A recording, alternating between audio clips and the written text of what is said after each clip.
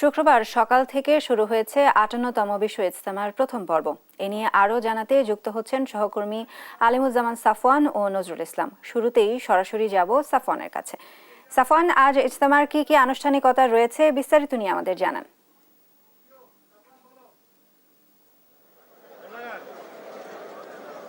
এই মুহূর্তে আপনারা দেখতে পাচ্ছেন আমি রয়েছি ইজতেমার ময়দানে এবং কিছুক্ষণের মধ্যেই কিন্তু এখান থেকে আসলে জুম্মার নামাজটি শুরু হওয়ার কথা রয়েছে।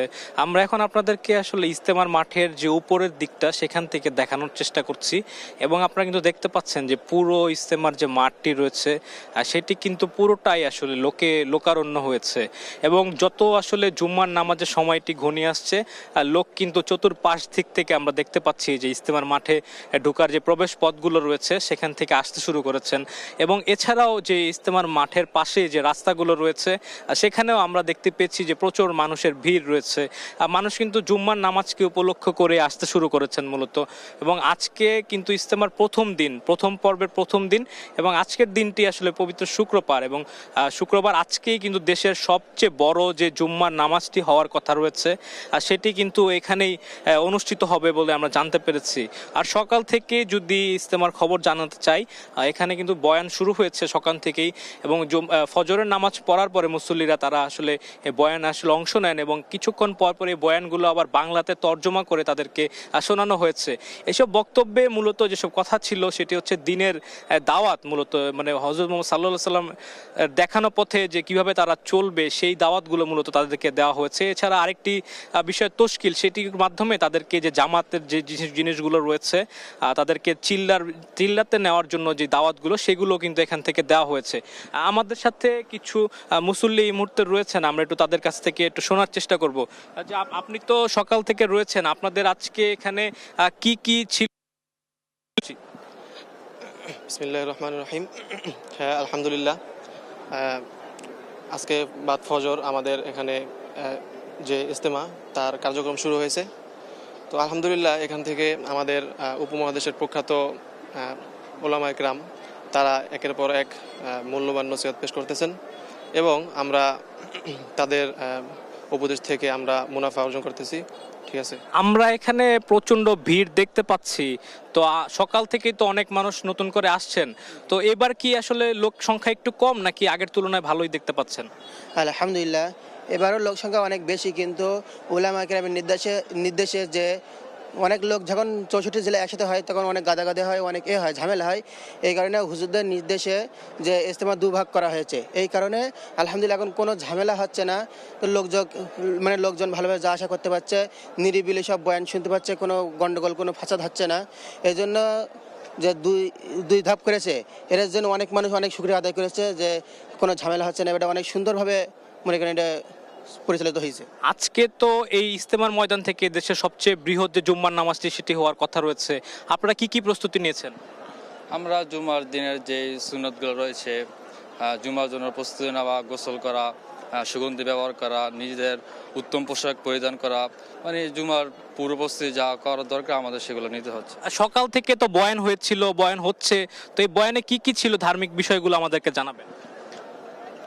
বয়ানে ছিল যে আমরা দুনিয়াতে চলাফেরা করি, আমাদের পরবর্তীকাল জীবন যে আমরা কিভাবে দুনিয়ার মধ্যে চলাফেরা করব এবং আখিরাতের বিষয়ে আমাদের সব নসিহত করা হয়েছে। জীবন পরিচালনা করার যে আখিরাতে কীভাবে লাভবান হতে পারি আমরা এই সম্পর্কে আলোচনা করা হয়েছে।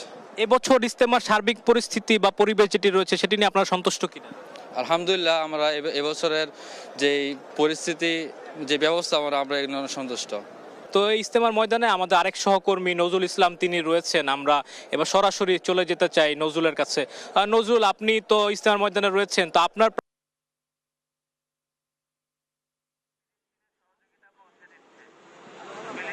আপনি যেমনটা বলছিলেন, আপনি জানেন যে আজকে কিন্তু জুমার নামাজকে ঘিরে কিন্তু ইজতেমা ময়দানে লোকারণ্য এবং ভিতরে ছাড়িয়ে কিন্তু বাহিরের রাস্তার মধ্যে সাধারণ যে মুসল্লি রয়েছেন তারা কিন্তু অবস্থান নিয়েছেন। আমরা যদি দেখাতে চাই, আমার পিছনের অংশ দেখতে পাচ্ছেন যে এখানে কিন্তু কামারপাড়া সড়কে কিন্তু সাধারণ যে মুসল্লিরা রয়েছেন তারা কিন্তু অবস্থান নিয়েছেন এবং জুমার নামাজ আদায় করবেন। এবং আজকে কিন্তু জুমার নামাজ আদায় করাবেন, সেটা হলো যে মাওলানা জুবায়ের উনি জুমার নামাজ পড়াবেন এবং এইরকমটাই কিন্তু আয়োজক যারা রয়েছে ইজতেমার তারা কিন্তু জানিয়েছেন। তো আমরা সকাল থেকে জানতে পেরেছি যে এখানে কিন্তু জুমার নামাজ আদায় করার জন্য আশপাশের জেলাগুলো রয়েছে নরসিংদী, গাজীপুর, ঢাকা এবং আশুলিয়া সহ বেশ কয়েকটি আশপাশের জেলার কয়েক লক্ষাধিক মানুষ কিন্তু ইজতেমামুখী হচ্ছেন এবং যতই দিন সময় গড়াচ্ছে ততই কিন্তু লোকে লোকারণ্য হচ্ছে। এবং আমরা কিন্তু দেখতে পেয়েছি যে কামারপাড়া ব্রিজ থেকে শুরু করে অর্থাৎ আশপাশের এলাকায় কিন্তু লোকে লোকারণ্য হয়ে গেছে এবং ভিতরে ছাড়িয়ে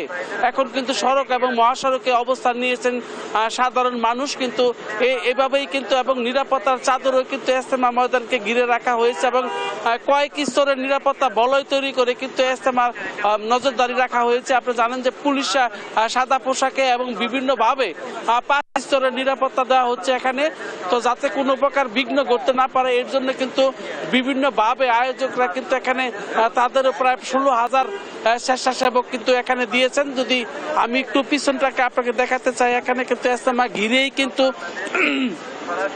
সকাল থেকে আমরা দেখতে পাচ্ছি যে আজকে যে ইজতেমা ঘিরেই মানুষের এখানে কিন্তু আগমন এবং সব জায়গায় কিন্তু সড়ক মহাসড়কগুলোতে কিন্তু আমরা দেখতে পেয়েছি যে মানুষের কিন্তু মানে ব্যাপক উপস্থিতি। আপনারা জানেন যে ইজতেমা কিন্তু আজকে গতকাল কিন্তু আপনার বাদ মাগরিবের পর থেকে আনুষ্ঠানিকভাবে শুরু হয়েছে। এখন বিভিন্ন কিন্তু ইজতেমার যে শীর্ষ মুরব্বী রয়েছেন তারা কিন্তু বয়ান করছেন এবং কিছুক্ষণ আগে অর্থাৎ 10টায় কিন্তু শিক্ষক এবং ছাত্রদের নিয়েও এখানে কিন্তু বয়ান হয়েছে। এখন বিভিন্নভাবে কিন্তু দ্বীন, ইসলাম এবং কিভাবে মানুষ এখান থেকে জীবনের পরিপূর্ণতা পাবে এবং নিয়ে কিভাবে কাজ করবে মাঠে ময়দানে, সেটা কিন্তু এখানে কিন্তু সেটা মানে বয়ানে বলা হচ্ছে। এবং এখানে কিন্তু উর্দুতে এবং আরবিতে বয়ান করছে, বাংলায় কিন্তু সাধারণ যারা তাদেরকে বোঝানো হচ্ছে, বাংলায় তর্জমা করা হচ্ছে। এইভাবেই কিন্তু ভিতরের যে অবস্থা, এখন কিন্তু নামাজ পড়ার জন্য মানুষ কিন্তু মুসল্লিরা রয়েছেন তারা কিন্তু প্রস্তুতি নিচ্ছেন এবং আমরা দেখতে পেয়েছি যে সেরে কিন্তু তারা জুমার নামাজের জন্য সর্ববৃহত্তর যে নামাজটা এখানে আদায় করবেন তারা এর জন্য কিন্তু প্রস্তুতি নিচ্ছেন। এবং এর পাশাপাশি আশপাশের যে লোক সাধারণ মুসল্লি যারা রয়েছেন ইজতেমাকে ঘিরে যারা প্রতি বছর এখানে আসেন তাদেরকেও আমরা দেখতে পেয়েছি পায়ে হেঁটে কিন্তু কয়েক কিলোমিটার পাড়ি দিয়ে ইজতেমা ময়দানের দিকে আসছে। অর্থাৎ যতই সময় নামাজের সময় গনিয়ে আসছে ততই কিন্তু লোকারণ্য হচ্ছে এবং লোকের উপস্থিতি সব জায়গায় বৃদ্ধি পাচ্ছে। তো ইজতেমাকে আপনি জানেন যে এবার কিন্তু 2-3 ভাগে বিভক্ত করা হয়েছে এবং এর ফলেও কিন্তু এখানে তার সাধারণ মানুষের কিন্তু কোনো কমতি নেই কোথাও। আমরা এটা দেখতে পেয়েছি যে জেলা প্রশাসনের পক্ষ থেকেও কিন্তু ব্যাপক উদ্যোগ নেওয়া হয়েছে, অর্থাৎ এখানে পানি ছিটানো থেকে শুরু করে সব ধরনের সুযোগ সুবিধা কিন্তু সাধারণ যে মুসল্লি রয়েছেন তাদেরকে দিয়েছেন। তো এখানে আমরা দেখতে পেয়েছি যে এখানে পানি ছিটানো, তারপরে পয় নিষ্কাশন ব্যবস্থা থেকে শুরু করে সব ধরনের আধুনিক সুযোগ সুবিধা সবকিছু কিন্তু দেওয়া হয়েছে। তো এই ছিল আমার কাছে ইজতেমা ময়দান থেকে সর্বশেষ। ধন্যবাদ নজরুল আপনাকে। ইজতেমা ময়দানের বিস্তারিত নিয়ে জানাচ্ছিলেন আমাদের সহকর্মী নজরুল এবং সাফওয়ান।